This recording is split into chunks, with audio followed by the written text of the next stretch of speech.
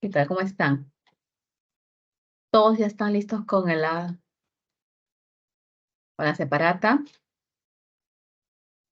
¿Sí? Sí, mis. Ah, muy bien. Muy bien. Vamos a trabajar la semana 9, ¿verdad? Vamos a trabajar la semana 9. Ujú.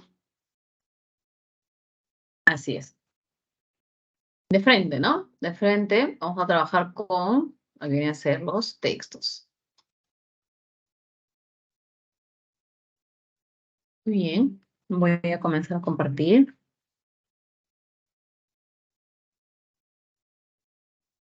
Ujú.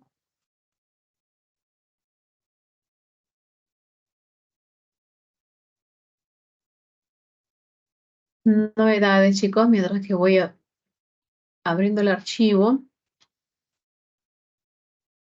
Ah, ya sale el archivo. Está.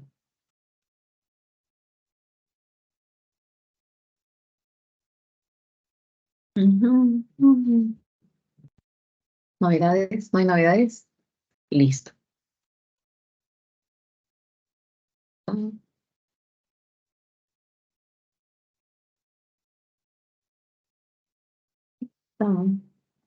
¿Cuántos hay en el salón? Mm, ya, son 24, dice. Compartir. Muy bien. El chat. ¿Dónde está el chat acá? Ujú. Ya está. Ahora sí. Semana 9, ¿verdad? Ya, todos listos con la separata. Sabemos que todo texto, ya sea el texto continuo, ya sea el texto mixto, ya sea el texto dialéctico o el texto en inglés, todos ellos presentan dos características, ¿no? No solamente es que la información se halle en torno a un tema central, sino también que hay una oración dentro de esas que forman párrafos, que es la más importante, a la cual le vamos a llamar idea principal, y el resto será ideas secundarias, ¿no? Entonces, eso siempre debo recordar, que un texto es un conjunto de ideas organizadas en párrafos, ¿m? Que desarrollan un tema específico. ¿Cómo puedo abordar el texto? Puedo abordarlo aplicando el subrayado a partir de palabras claves en cada párrafo. Por ejemplo, acá el primer párrafo está integrado por todas estas ideas. Entonces, ahí debo encontrar seguramente palabras claves, ¿no? Palabras claves.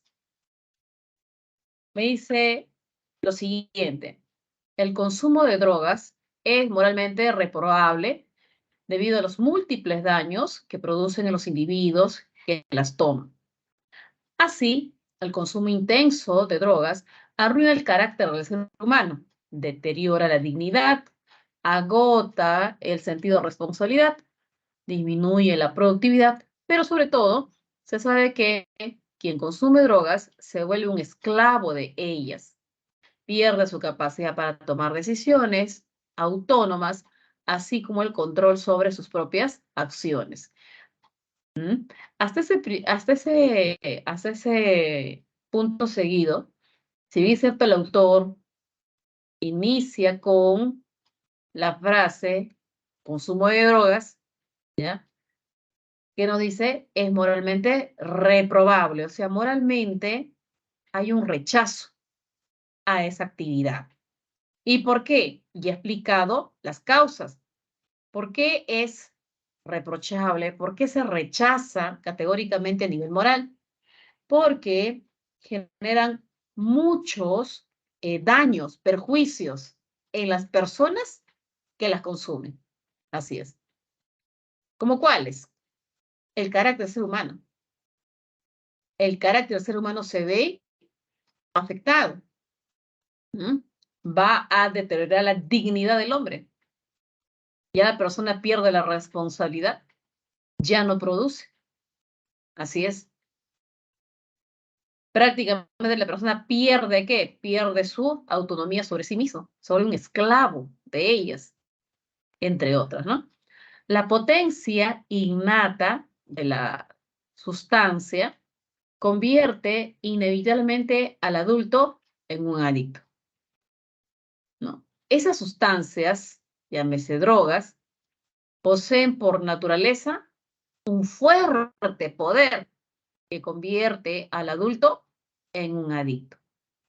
Debido a su adicción, los consumidores deben ser considerados y tratados como enfermos a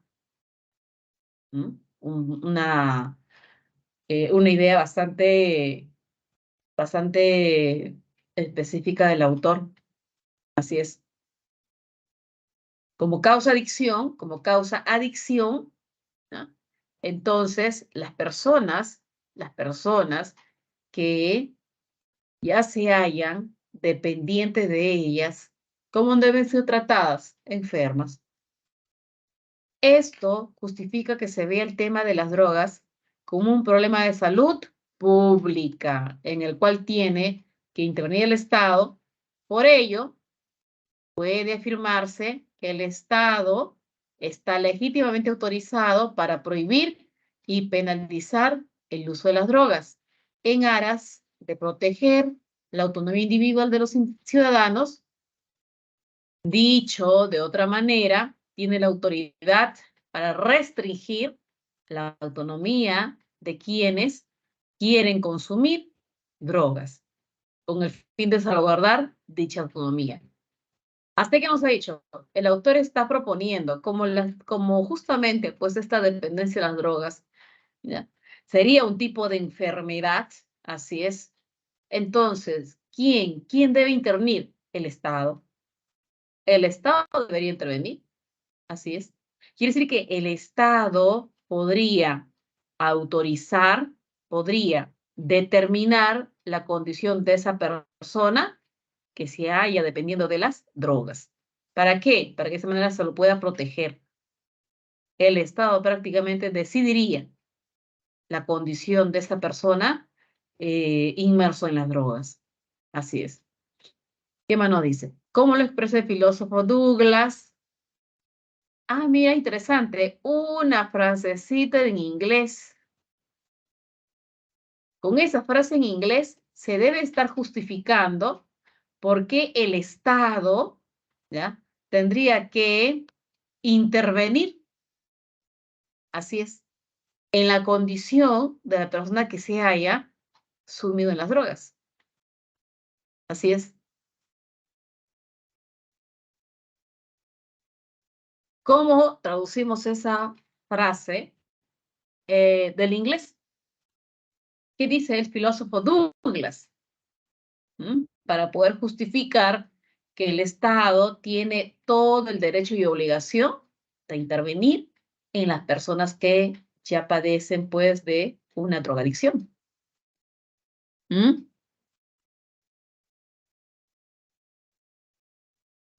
A ver, ¿quién me lo tradujo? De repente por ahí, a ver quiénes están.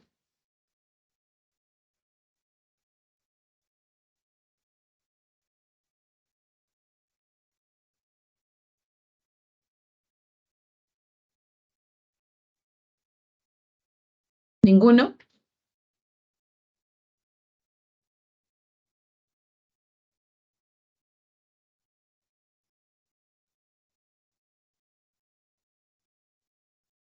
¿Ninguno? A ver. Saúl Franco me dice, profesora, los droguitas podrían ser protegidos de ellos mismos. Gracias, Franco, excelente, ¿no?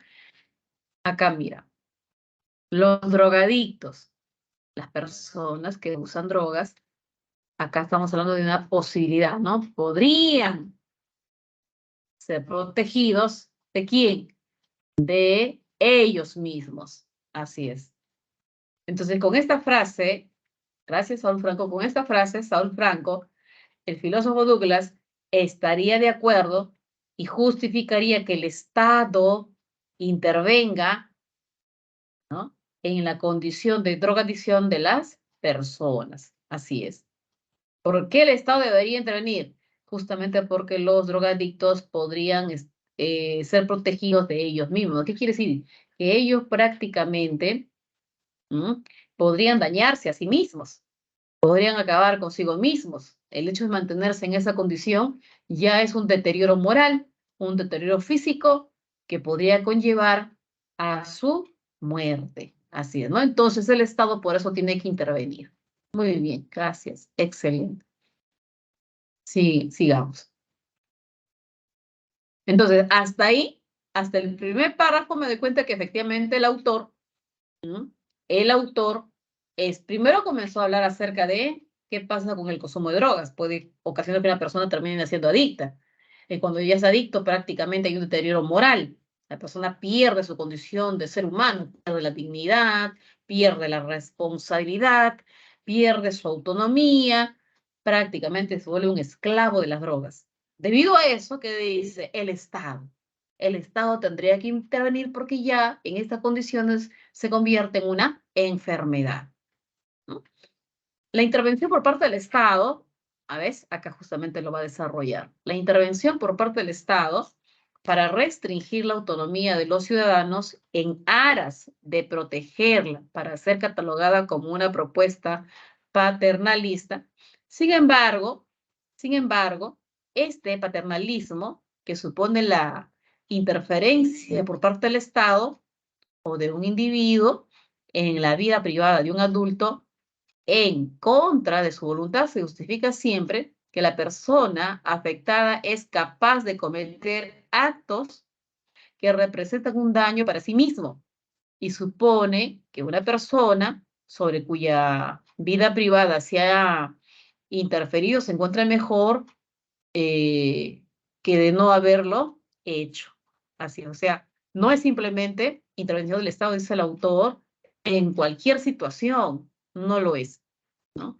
Tenemos que ver que efectivamente la intervención del Estado en esta vida privada de un adulto, ¿ya?, va a suceder porque es necesario salvaguardar su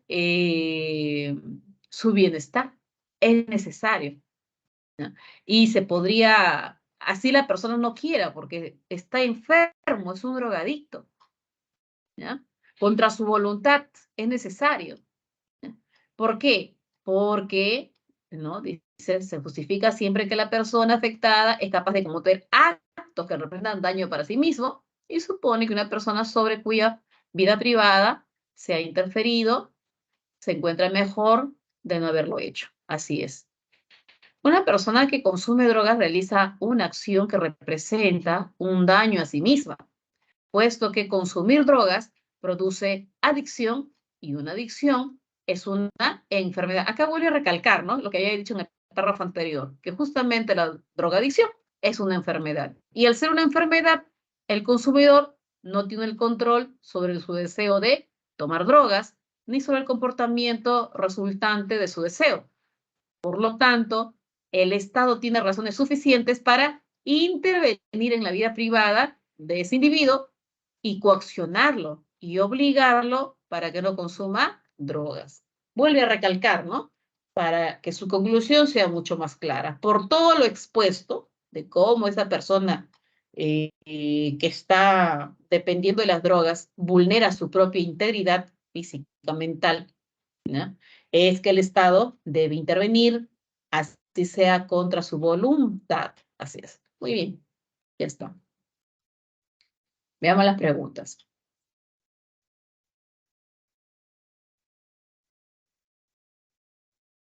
Pregunta 1. A ver, pregunta 1. Dice, medularmente el autor sostiene que el Estado puede.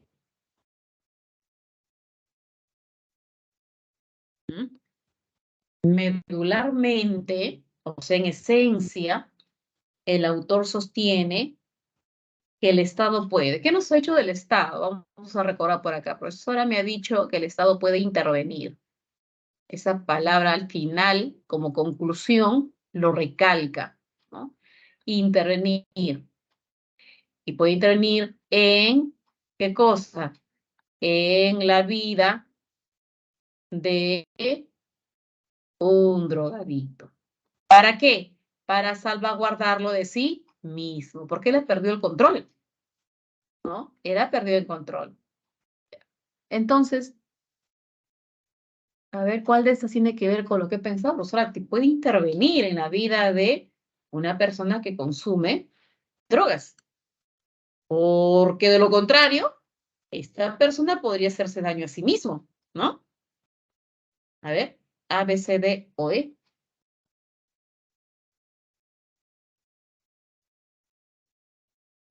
A ver, me dice Marquito. A ver, puede intervenir en la vida de los individuos que carezcan por completo de autonomía.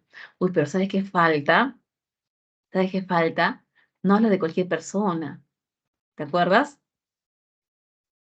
Intervenir en la vida de los individuos. ¿Pero cualquier individuo? Individuos que carezcan por completo de autonomía. No sé, eso me hace pensar. No sé qué dices, porque ahí dice individuos, pero yo estoy leyendo hay otra que es mejor porque es más específica. Puede intervenir en la vida de las personas que dependen de las drogas. Tiene que ser claro. ¿Por qué puede intervenir en la vida de las personas que dependen de las drogas? Porque pueden hacerse daño a sí mismas. Eso tiene que ser, ¿no? Entonces, el problema de la vida es que dice, intervenir en la vida, profesora, sí, puede intervenir en la vida de los individuos que carezcan por completo de autonomía, pero no dice que sean personas drogadictas, dice que carezcan por completo de autonomía, ¿no? Ese es el detalle. Hay otra sí. Profesora, el Estado puede restringir la capacidad de acción y decisión del drogadicto para protegerlo de sí, a esta sí. ¿No? El Estado podría restringir la capacidad de acción y decisión del drogadicto, ahí está la palabra clave. ¿Para qué vaya a restringir su capacidad? Para protegerlo de sí mismo. Así es. Así es. ¿Sí? Solamente tiene que ser enanito. Así es. Pregunta número 2. A ver, pregunta número 2. En el texto, el término esclavo dice, connota, con exultación. Exultación es mucha alegría. ¿Mm?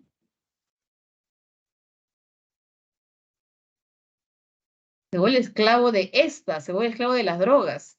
Claro, esa persona ya perdió su autonomía y está dependiendo de. Ah, tiene que tener una idea de dependencia, yo creo, ¿ah? Tiene una idea de dependencia, dependencia. Exultación no puede ser, eso es mucha alegría, compromiso.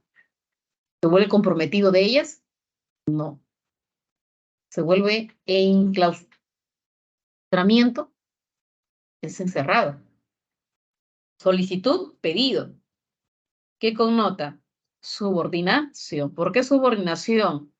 Porque se vuelve dependiente, pierde autonomía, se ve un esclavo de ellas, ya no va a discernir, solamente depende de ellas, subordinación. ¿Está de acuerdo? Sí, Alexandra, subordinación. ¿O tienes otra alternativa como término? ¿Mm? Miss, disculpe, ¿qué era Luciana, exultación? de acuerdo con su mucha alegría, exultación. Sí, ¿no? Claro, que dice que se vuelve un esclavo, pues, de ellas, o sea, depende de esas sustancias. ¿Y eso qué implica? Subordinación, dependiente. Muy bien. Pregunta número 3. En relación con la información textual, ¿es incongruente, o sea, falso, sostener que el consumo excesivo de drogas,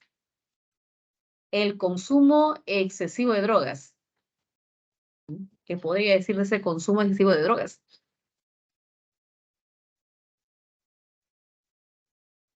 Dice lo falso.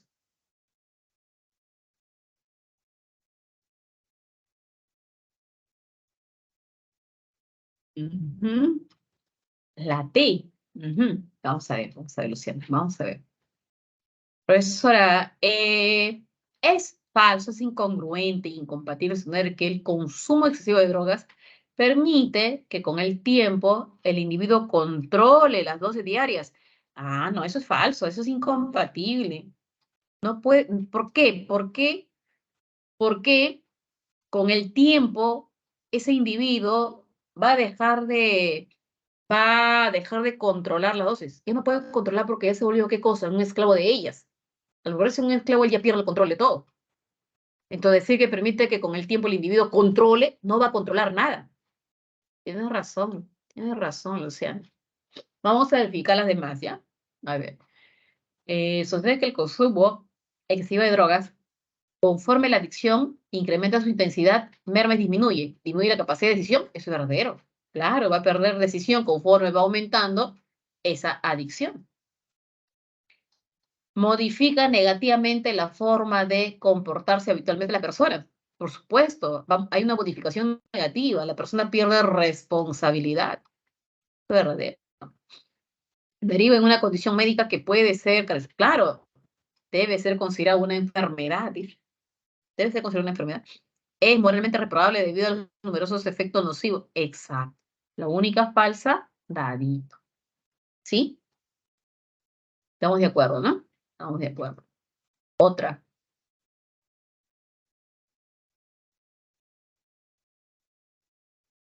4.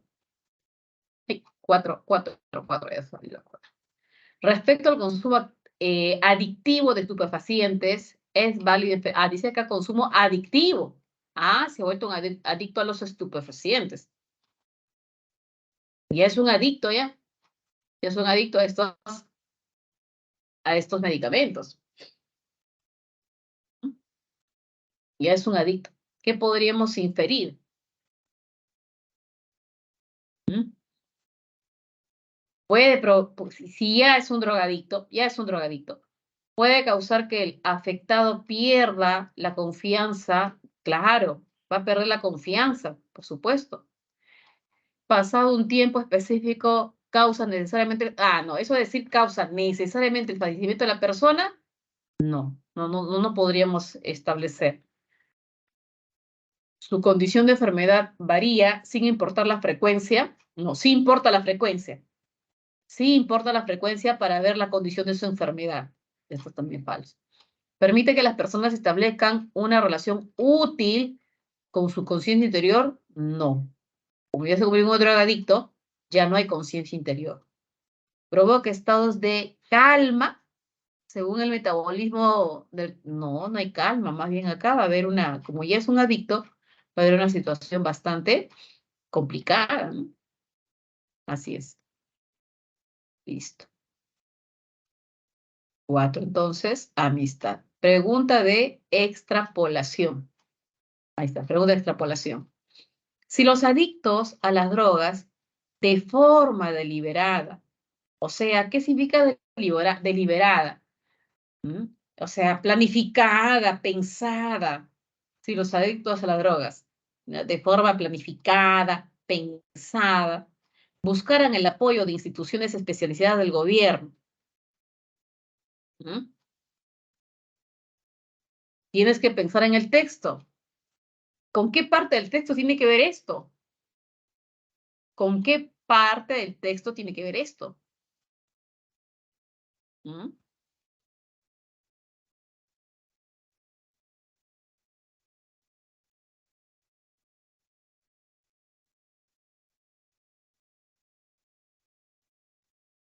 ¿Con qué parte del texto tiene que ver esto? Si los adictos a las drogas, de forma planificada, de forma pensada, buscar el apoyo de las instituciones especializadas del gobierno. Ya, entonces, profesora, acá significa que los adictos de drogas, de manera voluntaria, ¿ya? O sea, por voluntad ellos deciden buscar apoyo de instituciones especializadas del gobierno. Ya, si ellos decidiesen buscar de manera voluntaria, Pregunto, ¿podríamos hablar de una intervención del Estado? ¿Mm? Si ellos de manera voluntaria deciden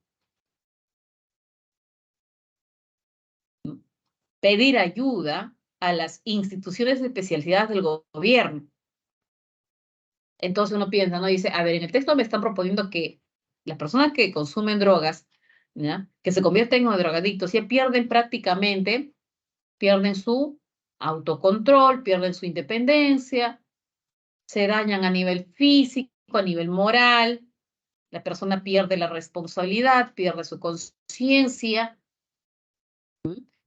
Entonces, en ese caso, el Estado tiene que intervenir, porque ya es una enfermedad. Y el Estado tiene que intervenir ¿para qué? Para que lo proteja de sí mismo. Así es, para que lo proteja de sí mismo, ¿no? Incluso el autor cita a un filósofo, ¿no? Claro. Muy bien, ¿quién me mandó la respuesta? Luciana, Luciana. Ahí dice, claro, la participación estatal en el tratamiento no podría ser tildada de paternalista. Así es. Ujú, así es. Muy bien. ¿Dudas al respecto?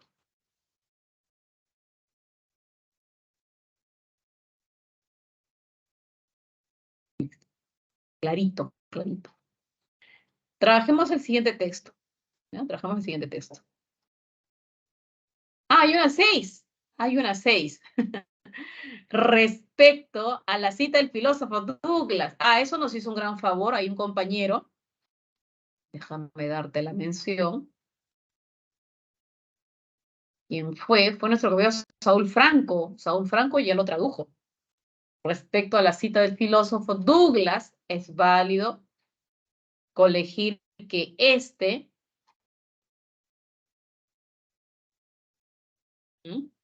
la cita de Douglas es, los drogadictos podrían ser protegidos de ellos mismos.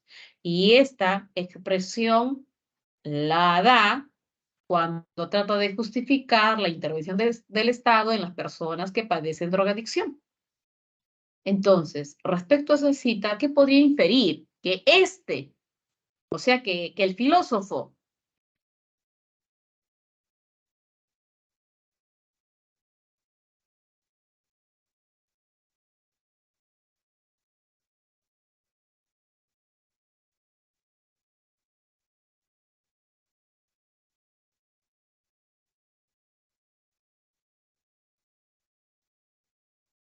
ya tengo propuesta, me dicen la de, es válido colegir que considera que la falta de control del adicto puede destruir, claro, claro, puede destruir su vida, ¿sí o no? Así es, así es. Al decir los adictos podrían ser protegidos de ellos mismos, ¿qué está sosteniendo Douglas? Que si no tienen un control, ellos mismos podrían destruir su vida. Así es. ¿Sí? ¿Dudas? ¿Tendrá que ver con el apoyo familiar? No. Está bien, estoy de acuerdo. Yo estoy de acuerdo con quien me mandó su respuesta. Estoy de acuerdo con Luciano.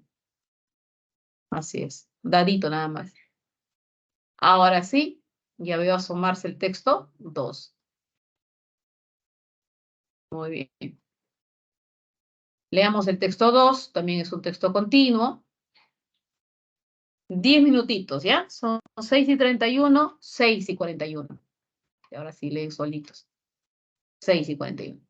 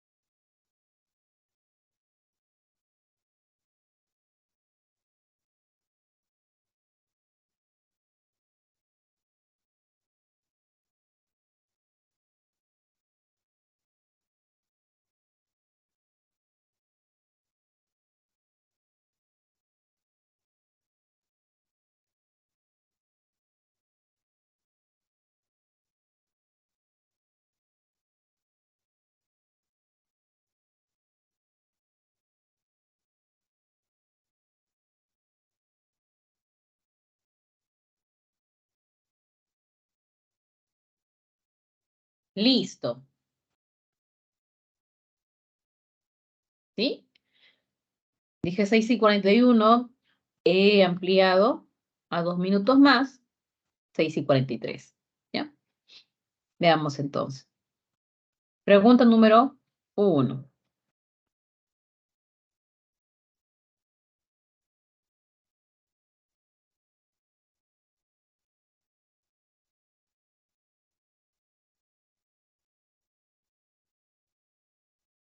¿Cuál es el tema central del texto? Esto me pregunta, ¿no? ¿Cuál sería el tema central del texto?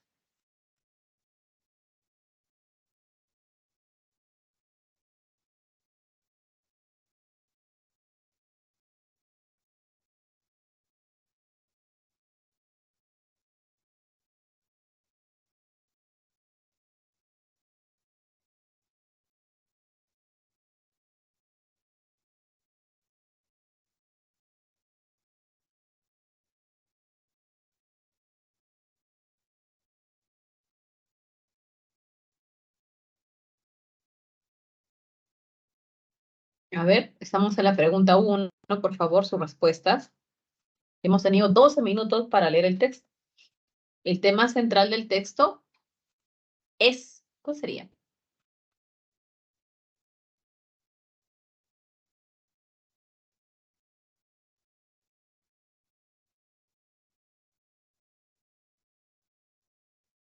Muy bien, por ahí tengo propuestas. ¿Sí? Ya. El tema central del texto sería, me dice, Dadito. Vamos a ver. Los versos torpes de un filósofo destacado que sueña con recuperar la juventud perdida. ¿Sí? Aristóteles quiere volver a ser joven. En eso se ha centrado, en cómo Aristóteles desea volver a ser un jovenzuelo. Vamos a leer, ¿ya? Vamos a volver a leer el texto. Vamos a ver. Veamos, por párrafos. Primer párrafo. Dice lo siguiente. Sobre la hierba del prado danza la musa de Aristóteles. El viejo filósofo vuelve de vez en cuando la cabeza y contempla un momento el cuerpo juvenil y nacarado. ¿A quién está contemplando? A la musa. A la musa que está danzando sobre la hierba del prado, ¿no? La musa, cuerpo juvenil y nacarado. ¿Correcto? El nácar es medio color blanco, ¿no? O sea, esta musa es joven y blanca. Sus manos dejan caer hasta el suelo el crujiente rollo del papiro, mientras la sangre corre veloz y encendida a través de su cuerpo ruinoso. Muy bien. ¿Y ahí de quién está hablando? ¿Está hablando de la musa? La musa está danzando, ¿no? Su cuerpo es juvenil nacarado. Sus manos dejan caer hasta el suelo el crujiente rollo de papiro, mientras la sangre corre veloz y encendida a través de su cuerpo ruinoso. Ah, esta es la condición de Aristóteles, el filósofo, ¿no? ¿Qué pasa con él? Es un hombre ya anciano. Deja caer al rollo el papiro. Como está embelesado, como está cautivado por la danza de la musa, ya se le cayó el papel, el papiro, sobre el cual iba de repente a escribir algo, ya se le escribió. La musa sigue danzando en la pradera y desarrolla ante sus ojos un complicado argumento de líneas y ritmos. Aristóteles piensa en el cuerpo de una muchacha esclava en el mercado, de esta gira, que él no pudo comprar. Esa danza de la musa lo ha distraído, es un hombre que ya es anciano, ha estado con su papiro, me imagino que estaba a punto de escribir algo. Pero como esta musa ha comenzado a danzar, lo ha distraído y comienza cautivado, embelesado a mirarla. Ya el papiro ya se le cayó. Es más, esta musa le está recordando a una esclava que él vio en el mercado de esta gira que él no pudo comprar. Hasta melancólico ya se puso, mira. Recuerda también que desde entonces ninguna otra mujer ha turbado su mente. Así es, está melancólico, mira, pensativo, ¿no? Pero ahora, cuando ya su espalda se dobla al peso de la edad y sus ojos comienzan a llenarse de sombra, la musa, mira, tiene nombre la musa, se llama la musa Armonía, viene a quitarle el sosiego. Así es, así es. O sea, en estas últimas líneas que acabamos de leer, efectivamente, nos hablan de un Aristóteles ya en entrado de edad, ya está anciano, ¿no? Ya está anciano, así es. Y ha quedado embelesado, cautivado por Armonía. Armonía es la musa. Armonía le ha quitado la tranquilidad a esa edad que ya tiene un hombre experimentado, un hombre dedicado a la reflexión. Él hasta con su papiro, ¿sí? Bien. ¿Qué más? Veamos el siguiente par. Pero hasta ahí no vemos que él quisiera volver a ser joven, ¿sí o no? Sino que él ha sido perturbado, ¿no? Como que se le ha ido la tranquilidad, el sosiego, al ser impresionado por la musarmonía. En vano, dice acá, en vano opone a su belleza frías meditaciones. O sea, el filósofo quiere meditar, quiere comenzar a reflexionar porque esa es su actividad. Es en vano. La belleza de armonía se impone. Ella vuelve siempre y recomienza la danza ingrávida y ardiente. De nada sirve que Aristóteles cierre la ventana y alumbre su escritura con una tenue lámpara de aceite. Armonía sigue danzando en su cerebro y desordena el curso sereno del pensamiento que se jaspea de sombra y luz como un agua revuelta. Así es, ¿no? Me sigo imaginando a un Aristóteles anciano que dice en un momento, no, ¿qué me está perturbando esto? No, yo tengo que estar reflexionando. Voy a continuar con mis escrituras, con mis pensamientos. Cierro la ventana para no verlo. ¿Mm? Pero podrá liberarse de la imagen de armonía, no, porque esa imagen ya está en su cerebro. Puede cerrar la ventana para no verla, pero ya está en su cerebro, ¿no? Y esta imagen de danza y danza y danza le ha alborotado todo su pensamiento. Así es. ¿Ya? Las palabras que escribe pierden la gravedad tranquila de la prosa dialéctica y se rompen en llambos sonoros. Vuelven a su memoria en alas de un viento recóndito los giros de su dialecto juvenil, vigorosos y cargados de aromas campesinos. Tal vez por esta parte, ¿no? Hizo pensar, uy, quiere volver a ser joven, profesora, porque mire, vuelven a su memoria en alas de un viento recóndito los giros de su dialecto juvenil, vigorosos y cargados de aromas campesinos. No es que él quiera volver a ser joven, o bien él trata de ponerse fuerte, no sé si sienten eso, ¿no? Él trata de ponerse fuerte. No, ¿qué me está distrayendo esta musa? Cierro mi ventana, soy un hombre serio, voy a seguir reflexionando. Así cierra la ventana, armonía sigue danzando en su cerebro, esa imagen no lo puede evitar. Comienza a alborotar todos sus pensamientos. Así es. Quiere escribir sobre su prosa dialéctica. No le van a salir otro tipo de, digamos, composiciones, ¿no? Y en eso viene la memoria ese dialecto juvenil, esa forma de escribir que tenía cuando era jovencito. Así es. Aristóteles, el color, abandona el trabajo y sale al jardín. Es que no puede concentrarse. Abandona el trabajo y sale al jardín. Abierto como una gran flor que el día primaveral abastece de esplendores. Respira profundamente el perfume de las rosas y baña su viejo rostro con la frescura del agua matinal.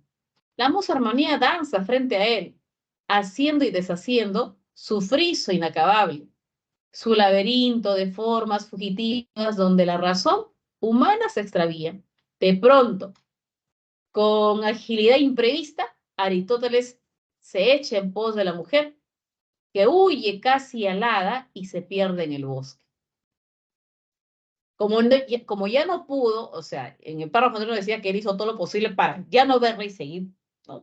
Seguir trabajando con sus pensamientos, ¿no? Sus ideas. Entonces acá ya dice, bueno, ya me ganó ella, pues ya me ganó Armonía, ya me cautivó, no puedo concentrarme. Abre las puertas, sale al jardín y Armonía sigue danzando y danzando y danzando, incluso juega con el cabello del anciano. Sopla sopla, ¿no? En este viejo rostro. Así es. El emocionado quiere alcanzar a Armonía. ¿Qué hace ella? Huye. Ella huye. Casi alada, como si volase, ¿no? Como si volase, muy, muy rápido se pierde en el boscaje. Así es. Así es. Siguiente párrafo. Vuelve el filósofo a la celda, o sea, a la habitación, ¿no? Eso entiendo, no está encarcelado, ¿no? No, nadie habría pensado que él está encarcelado, ¿no? Vuelve a la celda, vuelve a su habitación, cansado y avergonzado. Apoya la cabeza en sus manos y llora en silencio la pérdida del don de la juventud. Claro, es que él no pudo correr como Armonía, pues. Ella, llena de vitalidad, huyó como si estuviese alada. Ya que Aristóteles reconoce, ¿no? Estoy viejo. Llora en silencio la pérdida del don de la juventud. Cuando mira de nuevo a la ventana, la musa reanuda su danza interrumpida. Bruscamente Aristóteles decide escribir un tratado que destruye a la danza de armonía. Quiere vengarse, ¿no? Voy a escribir un tratado que destruya esa danza de armonía, descomponiéndola en todas sus actitudes y en todos sus ritmos. Humillado, acepta el verso como una condición inevitable y comienza a redactar su obra maestra. ¿Cómo se llama su obra maestra? El Tratado de Armonía, que ardió en la hoguera de Omar. Así es. ¿Logrará destruir armonía en ese tratado? ¿Logrará destruirla? Vamos a ver. Durante el tiempo que tardó en componerlo, la musa danzaba para él. O sea, mientras él estaba componiendo, mientras que él estaba destruyendo a armonía, la estaba descomponiendo, ¿sí? La musa danzaba para él. Al escribir el último verso, la visión se deshizo y el alma del filósofo reposó para siempre, libre del agudo aguijón de la belleza. Pero una noche Aristóteles soñó que caminaba en la hierba a 4 pies, bajo la primavera griega, y que la musa cabalgaba sobre él. O sea, él se convirtió en el caballito de la musa. La musa cabalgaba sobre él se convirtió en el caballito de la musa. Ella lo dominó. Eso me hace pensar. Ella cabalgaba sobre él y al día siguiente escribió el comienzo de su manuscrito estas palabras. Mis versos son torpes y desgarbados como el paso del asno, pero sobre ellos cabalga armonía. Hice destruir armonía, armonía me ha vencido. Me ha vencido. Mis versos serán torpes y desgarbados como el paso del asno, pero sobre ello, ¿quién cabalga? Armonía. En otras palabras, ¿qué dice Aristóteles? Quise doblegar armonía, destruirla. Ella ha terminado dominándome. Es un texto que tiene muchas alusiones metafóricas. ¿Ya? Sí, mucha alusión metafórica. Entonces, ahora veamos. ¿Cuál es el tema del texto?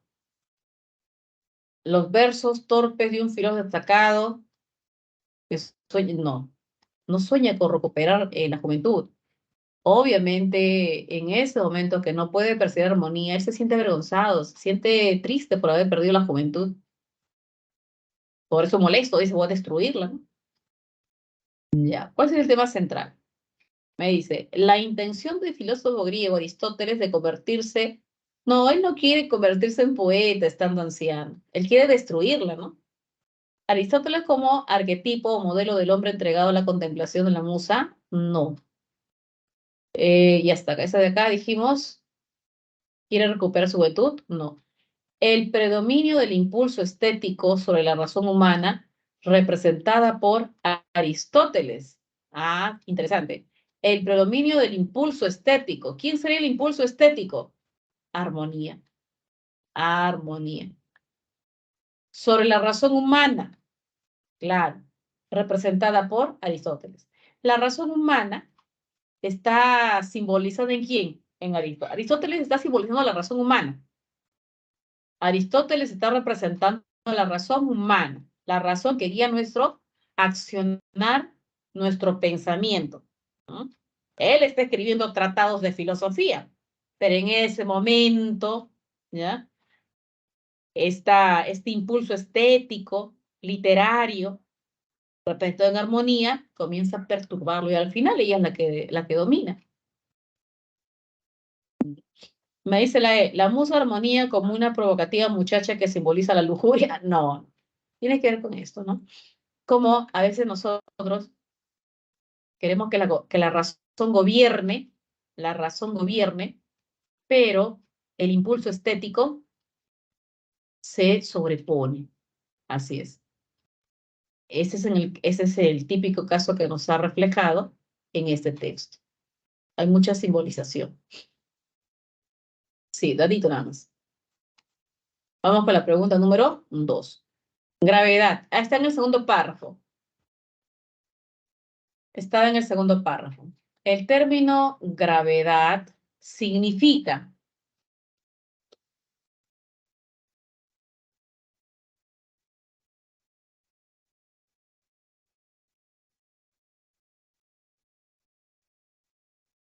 Ah, volvemos al texto. Ya, volvamos al texto. Gravedad, segundo párrafo, me ha avisado que está.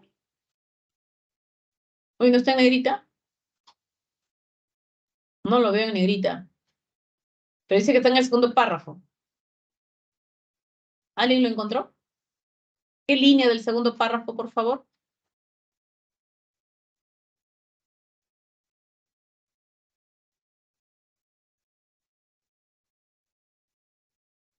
Acá está, ¿no? Ya lo encontré. Gravedad, gravedad tranquila. Pierde la gravedad tranquila. Acá. Leería así entonces. De nada sirve que Aristóteles cierre la ventana y alumbre su escritura con una tenue lámpara de aceite. Armonía sigue danzando en su cerebro y desordena el curso sereno del pensamiento, que se jaspea de sombra y luz como un agua revuelta. Las palabras que escribe pierden la gravedad tranquila de la prosa dialéctica, pierden esa gravedad, o sea, ahí se está refiriendo a las palabras que él está escribiendo, no es que él iba a escribir sobre sus pensamientos, las palabras que escribe pierden la gravedad tranquila de la prosa dialéctica y se rompen en llantos sonoros, se convierten en versos, ¿no? Pierde esa gravedad tranquila. Ah, entonces ya sé qué significa ahí gravedad, porque me está pidiendo sinónimo, ¿sí? Significa, sí, me está pidiendo sinónimo. ¿A qué se refiere? Que pierde la seriedad. Así es. Sus palabras pierden esa seriedad con la cual trata de representar sus pensamientos y se convierten en ¿qué? En versos. Sí, seriedad. Digamos. Pregunta número 3. El último párrafo del texto, ya nos fijamos en el último párrafo. Se colige que el sueño, ¿se acuerdan que de Aristóteles sueña algo? En el último párrafo decía, ¿no? Sueña que armonía lo está cabalgando, creo, decía, ¿no?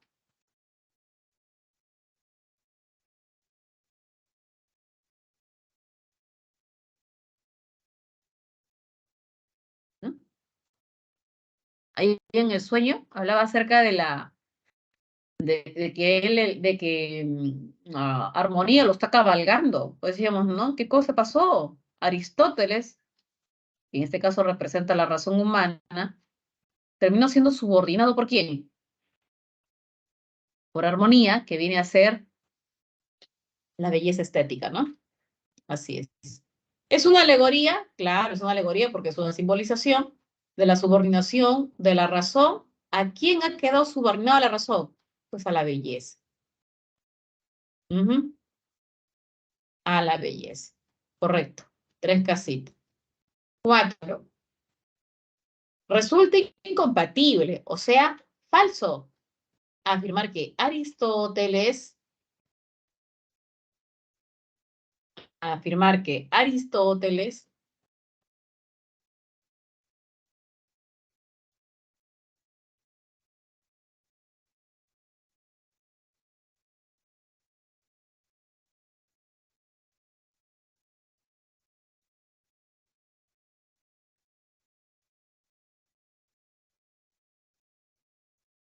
lo falso, dice lo falso.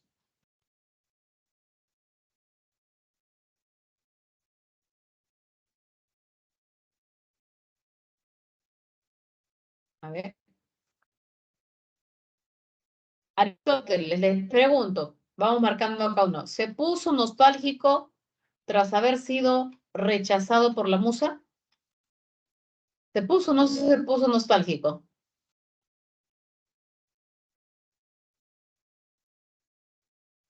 ¿Mm? ¿Verdadero o falso? ¿Se puso o no se puso nostálgico? ¿En qué parte?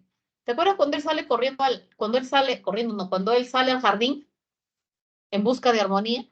¿Qué hace ella? Uy, comenzó a correr como si tuviese, o sea, se desapareció como tuviese alas, huyó como si tuviese alas. A mí me parece que la A es verdadero. Se puso nostálgico tras haber sido rechazado por la música.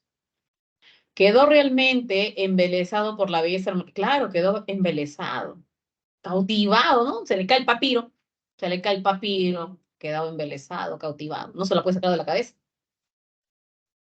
Encarna la frialdad de la razón por su condición de... ¿Aristóteles está representando la razón? Sí, la razón. ¿Quiso vengarse de la musa armonía apelando a la razón? Pues también, ¿no? Quería vengarse. Dice, ahora sí la voy a destruir. Voy a descomponerlo. ¿Qué dice acá? Voy a hacer puro verdaderas. Ignoraba que la razón había sido subyugada. Él ignoraba que la razón había sido subyugada por la belleza. Me parece que no, porque él al final reconoce que ha sido vencido. Acá, mira, por acá. ¿Ya? Una noche Aristóteles soñó que caminaba en la hierba a 4 pies bajo la primavera griega y que la musa cabalgaba sobre él. Y al día siguiente escribió el comienzo de su manuscrito estas palabras. Mis versos son torpes y desgarbados, como el paso del asno, pero sobre ellos cabalga armonía. Entonces, él no ignoraba que armonía lo había vencido. No, no ignoraba. Él sabía que había sido vencido por el impulso estético que representa armonía.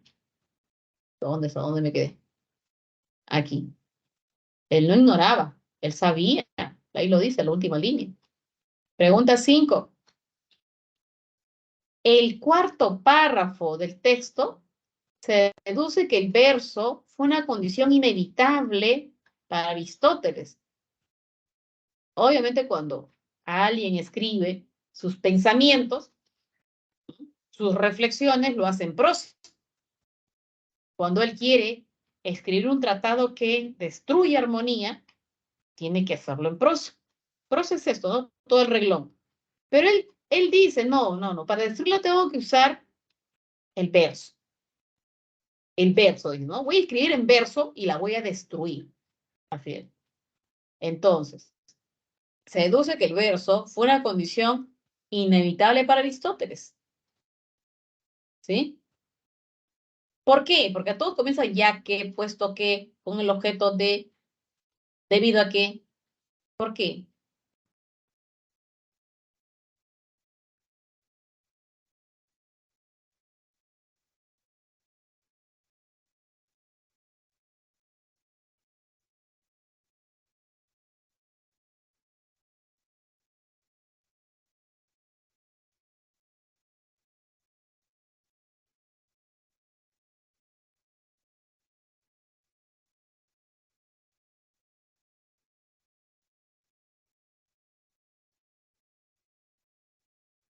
¿Por qué decide? ¿Por qué será? Solamente amistad. Lo dije hace un momento. Ya que quería vengar la afrenta. ¿Qué es afrenta? Ofensa, humillación. Y Nanito, vamos a ver una forma. Porque el filósofo lamentablemente no conocía otro medio. No, él solía escribir en prosa. Él solía escribir en prosa. Prosa es esto, todo el reglón cuando escribimos en prosa. Pero él decide escribir en verso para destruir justamente a Armonía. Se sentía humillado, pues. Ahora cuando él sale, ya deja todos sus pensamientos y sale, abre la puerta, sale al jardín para encontrarla y ella huye como, como imagen alada, huye. Él ahí se siente, llora, ¿no? Y dice, ahora sí la voy a destruir. Y decide que debe escribir en verso. ¿Por qué? Porque el verso es aquella forma en la cual se hace la poesía. Entonces, como quien dice, ¿no? Con su propia arma, con su propia característica, la voy a destruir. Quería vengar la afrenta de haber sido rechazado por la afrenta, humillación. Así es. Pasamos a sección B, texto dialéctico. Sí, tenemos acá el texto 1, texto dialéctico.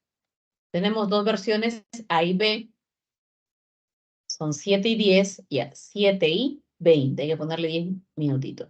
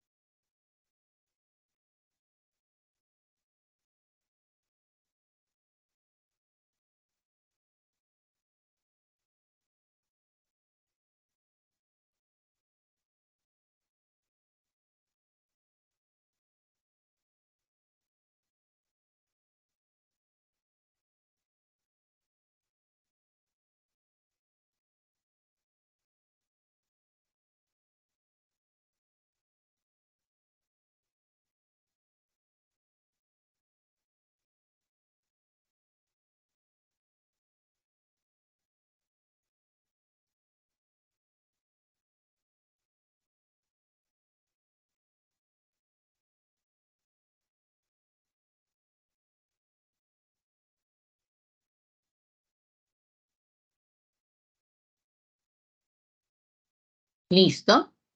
Vamos a ver ya. A ver.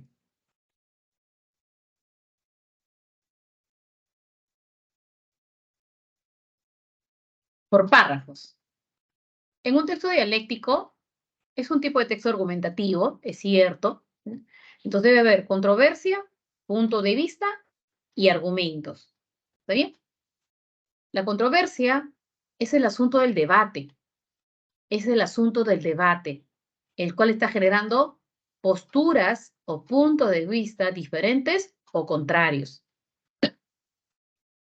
¿Qué nos dice A?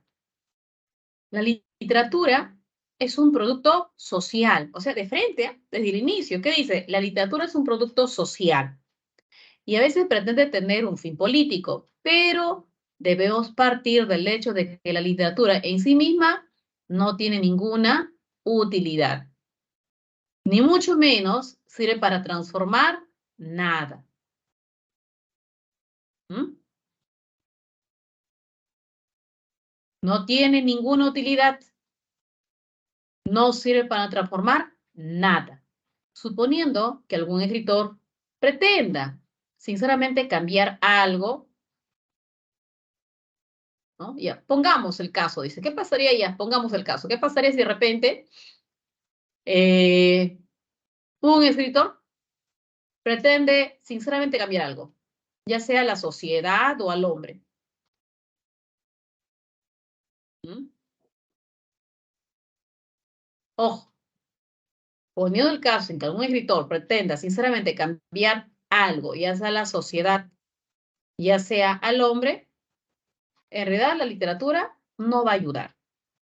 La transformación del último es demasiado problemática como para que la consideremos aquí. En cuanto a la primera, es tarea de los políticos o de los hombres de acción que pueden llevar algunas ideas a la práctica. ¿Por qué? Porque así algún escritor pretenda sinceramente pues cambiar algo de la sociedad o algo del hombre.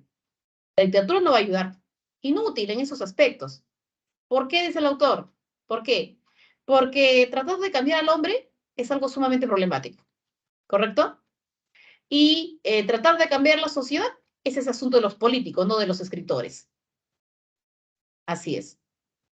La literatura propiamente dicha, la poesía, la novela, el cuento, es tan inocua, inofensiva, que incluso puede ser dañina. Es el opio de la clase media y como el cine, una fábrica de sueños, de representaciones armadas sobre el viento. Así, nadie debería tomarse en serio la expresión literatura comprometida. Y no existe, dice Ana. No existe esto de literatura comprometida. La literatura no puede cambiar, transformar la sociedad, menos puede transformar al hombre.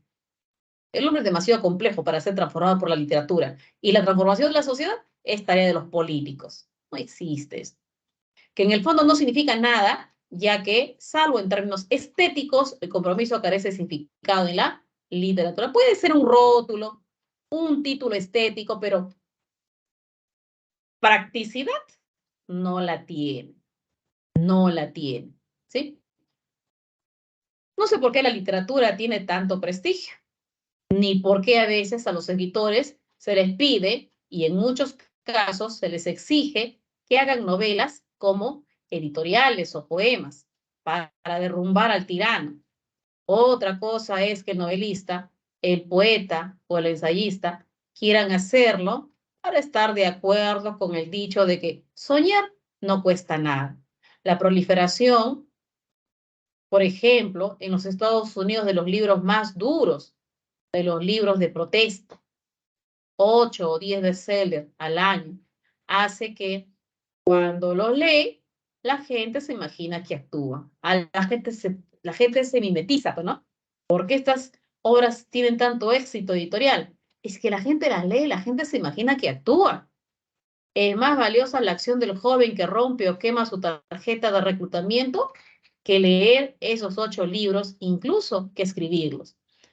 Cuando estos libros y los millones de discos con canciones de protesta sean prohibidos y tengan que ser leídos u oídos en alguna especie de catacumbas, entonces va a suceder algo con ellos. La ilusión de que se hace camino al oír cantar, que se hace camino al oír cantar, que se hace camino al andar, es nefasta.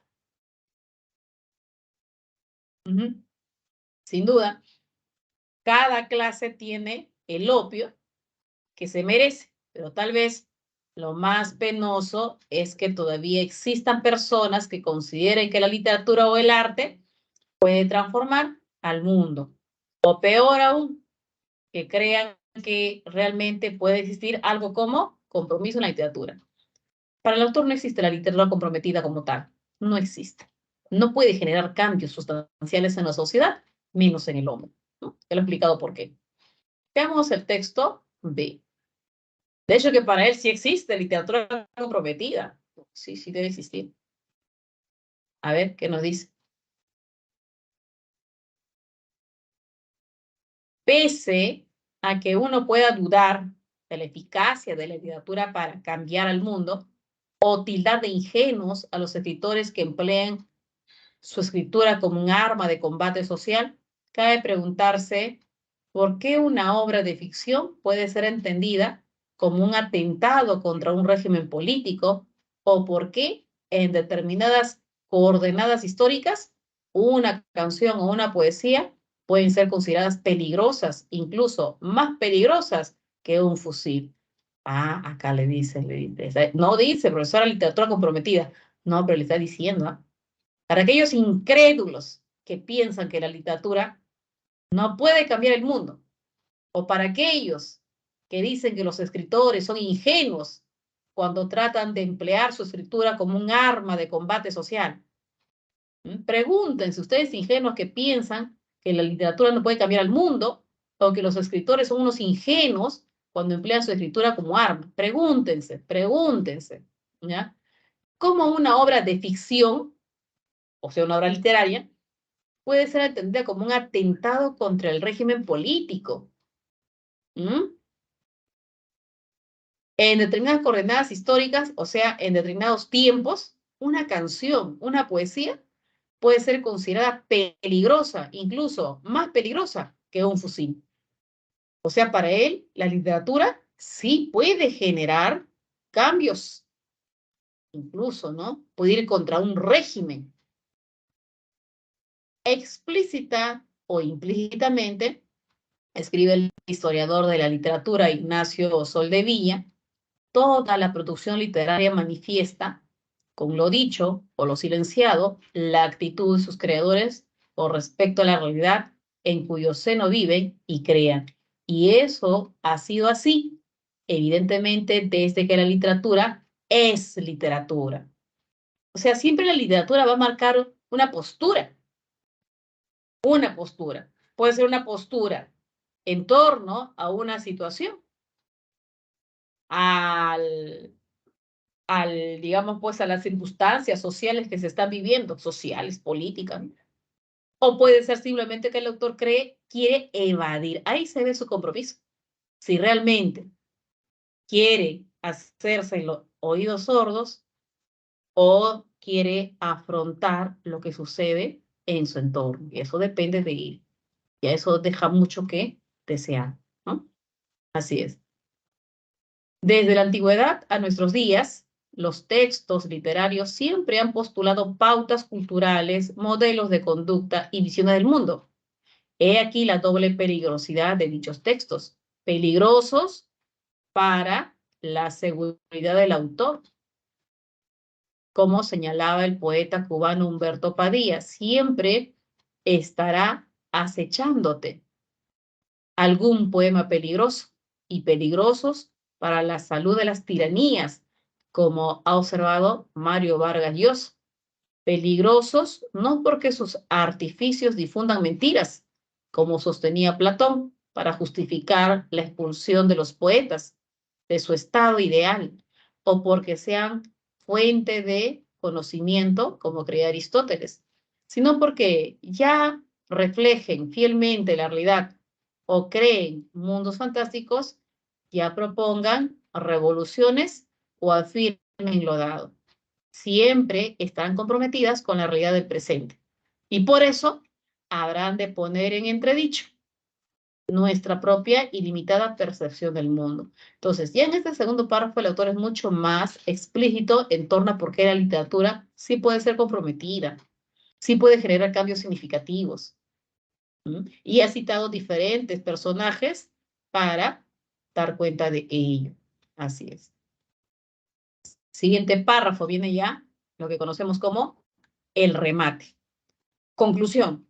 Realista o fantástica literatura se compromete, ¿ves? Ahí está la conclusión.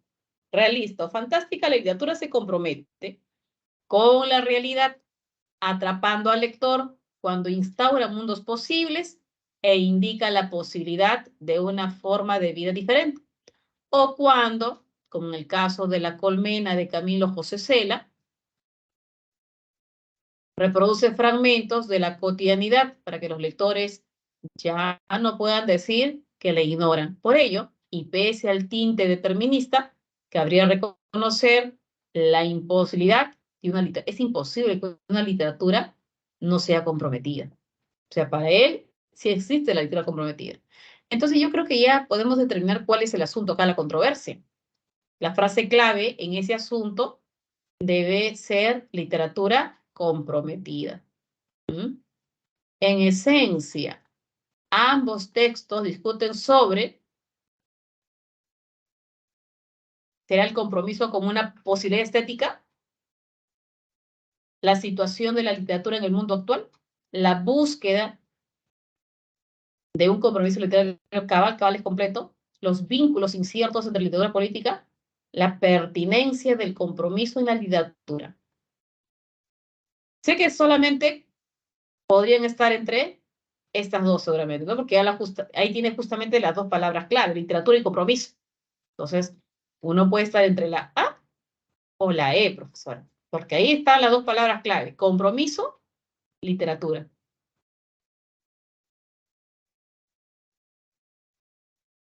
Pero lo que pasa es que la A no tiene la palabra literatura, tiene compromiso, pero no tiene la palabra literatura. La A dice el compromiso como una posibilidad estética, pero lo estético se da en la música, lo estético se puede dar en qué? En la literatura, lo estético se puede dar en la pintura, lo estético en la danza, es muy abierta. Tiene que ser algo específico, ¿sí? Entonces, tengo como respuesta enanito. La pertinencia del compromiso, ahí están las dos palabras claves. Pertinencia, ¿dónde está? Pertinencia no es compromiso y literatura. Así es. Compromiso y literatura. ¿Está bien? Esto. Pregunta número 2. En el texto la expresión poner en entredicho.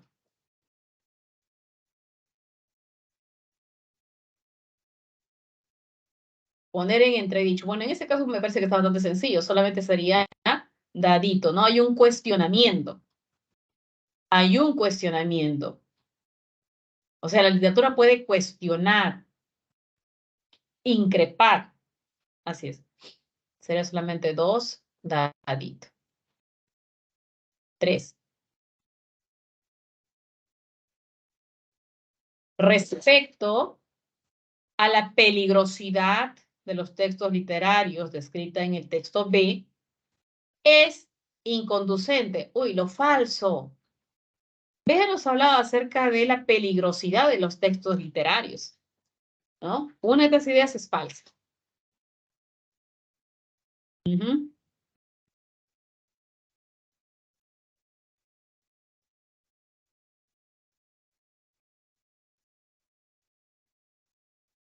Es peligroso sobre todo para esos gobiernos,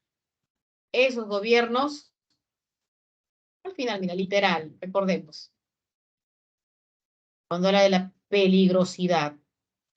Me parece que estaba acá en este párrafo número 2, porque ya en el último párrafo lo que hace es conclusión, ¿no? Cuando dice,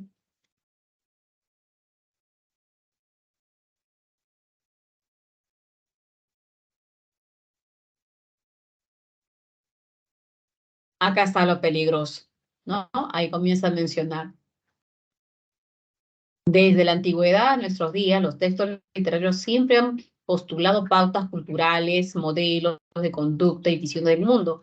He aquí la doble peligrosidad de dichos textos. Peligrosos para la seguridad del autor, como señalaba el poeta cubano. Siempre estará acechándote algún poema peligroso. Peligroso para la salud de las tiranías, esos gobiernos usurpadores, como lo ha observado Vargas Llosa. Peligrosos no por sus artificios, difundan mentiras, como sostenía Platón para justificar la expulsión de los poetas de su estado ideal, o porque hacían fuente de conocimiento, como creía Aristóteles, sino porque reflejan fielmente lo que está ocurriendo en su entorno, ¿sí? Entonces, yo creo que podemos tener clara la respuesta.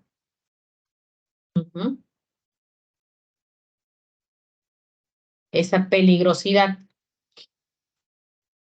se relaciona directamente con el compromiso inherente a la literatura verdadera. Para B, el compromiso de la literatura es inherente a sí misma. No existe, es imposible hablar de literatura no comprometida. Entonces, esta peligrosidad está muy vinculada al compromiso que tiene la literatura.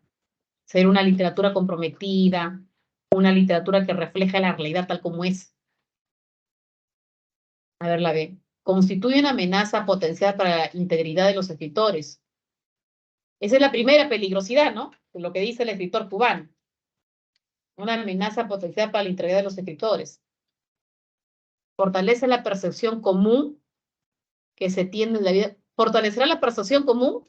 No, nos vuelve más bien, no. No puede ser, ¿no? Que fortalezca la percepción común. No, para que sea peligrosa más bien, lo que hace es rompe esa percepción común y nos hace ver la realidad.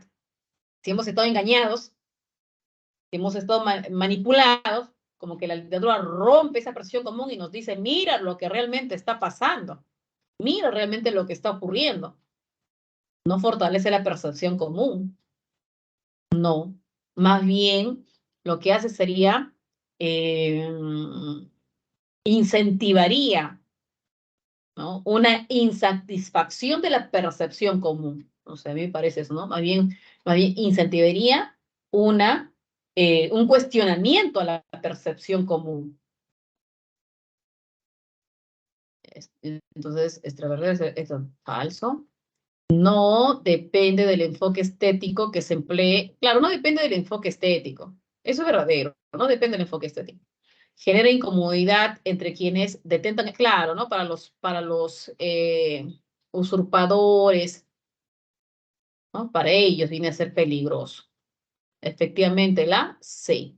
No puede fortalecer la percepción común. La percepción común es decir, sí, todo está bien, todo está bien, todo está bien. No, lo que va a hacer es incentivar nuestro rechazo a la percepción común. Así es. 4. Del carácter negativo de la literatura expuesta en el texto A, es válido inferir el carácter negativo de la literatura expuesta en el texto A, es válido inferir que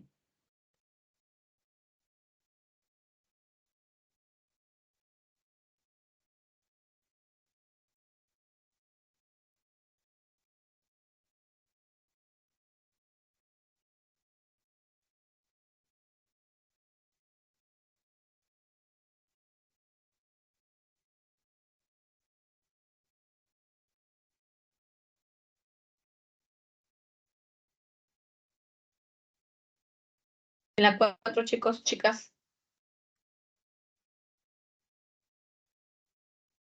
del carácter negativo. Dice que la literatura no tiene compromiso, pues. No se puede hablar de compromiso. La literatura es inútil para tratar de cambiar la sociedad. Es inútil para tratar de cambiar al hombre, ¿no? Porque el hombre es sumamente complejo para ser cambiado. Y la sociedad, bueno, cambiarle estaría de los políticos, dice, ¿no? Así es. Entonces, hablar de literatura comprometida, no hay forma. En este caso, solamente Barquito. Supone un riesgo en tanto que su consumo reemplaza la acción política concreta. Claro, Pensar que la literatura va a ser útil para cambiar la sociedad, le estás quitando la responsabilidad, si sea, de quienes les corresponde por función, ¿no? El cambio de la sociedad para A solo es un tema que acontece a quién, a los políticos. ¿Mm? Pensar que la literatura puede cambiar sería pues justamente reemplazar esa acción política concreta por una ficción, ¿no? Así es, Marquito. 5.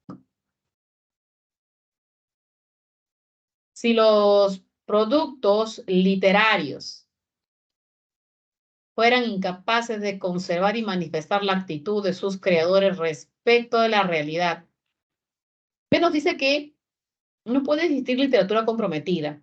Todo escritor forma parte de una realidad que muy bien conoce. Entonces, cuando él escribe, puede hacer frente a esa problemática o la puede eludir. Ya eso depende del escritor, pero no podemos decir que la literatura no sea comprometida. La defensa de un compromiso inherente a la literatura sería inaceptable. Si los productos literarios fueran incapaces de conservar y manifestar la actitud de sus creadores respecto a la realidad, entonces hablar de una literatura comprometida sería infundada. Así es. Si el escritor es incapaz de plasmar en su obra lo que ocurre en la realidad, no podríamos defender una literatura comprometida. Ahí está. Muy bien. Cinco, amistad. Y tenemos nuestro pasaje. Ahí. ¿Sí? A ver, les dejo la traducción.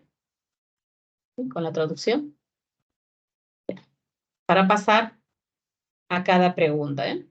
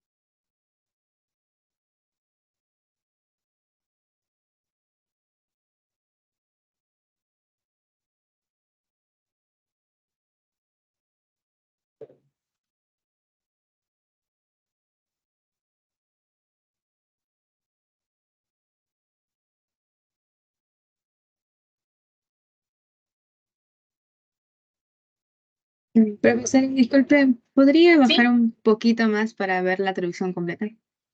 Ah, ya. Ok, ahí está. Ya con la pregunta. Gracias. Ahí está, ya con la pregunta.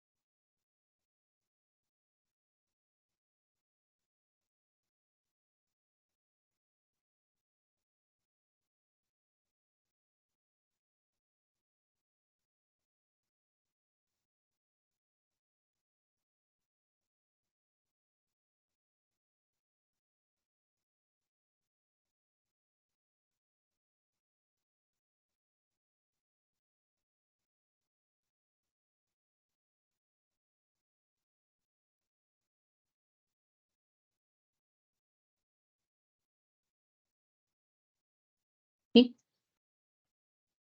Bien. Nos preguntan, ¿cuál es la intención principal del autor?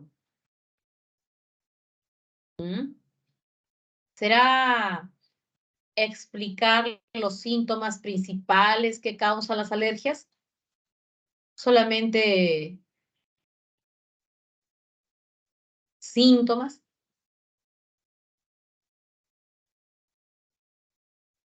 Informar sobre las causas y características de las alergias. Bueno, acá sí me habla acerca de qué podría causar, ¿sí o no? Que es un elemento alergeno a aquello que podría detonar una alergia. Características, sí nos ha mencionado, me parece, ¿no? En el último párrafo. Hinchazón de ojos, nariz, bueno. ¿De qué hay dos tipos de alergias que ocurren actualmente? Mostrar cómo diferenciar las alergias de un resfriado y del COVID. ¿Cuál es? Recomendar comida para prevenir. No, no sé. ¿Cuál es? A ojo cerrado. ¿Cuál es? A ojo cerrado, no a ojo bien abierto. En este caso, ¿La D? dado, barco más bien, ¿no? Barco. En el texto nos hablan sobre las causas y características de las alergias. En eso se basa. En cuáles serían las causas, ¿ya? En el primer párrafo, y en el segundo párrafo ya nos habla acerca de las características. ¿Qué puede causarlo? En el primer párrafo dice un elemento alergeno, ¿no? A eso lo llama, así le llaman alergeno, aquello que causa un cuadro de alergia. En la pregunta 2, solamente dadito, provoca, ¿no? Provoca justamente ese cuadro de alergia. En la 3, puede inferir que las causas de alergia, barco, ¿no? ¿Sí? Barco. Una pequeña partícula podría iniciar este cuadro, 3 barcos. 4. En la 4 solamente amistad. ¿Ya? Y en la 5 tenemos como respuesta dadito. En el pasaje 2, pregunta 1, debe salir dado, 1 dado, 2 amistad, 3 barco, 4 amistad, 5 dadito. 5 dadito. Muy bien, chicos. Ha sido un gusto. Ya pueden pasar a tomar su lunch o cenar algunos. Cuídense mucho. Nos vemos el próximo lunes.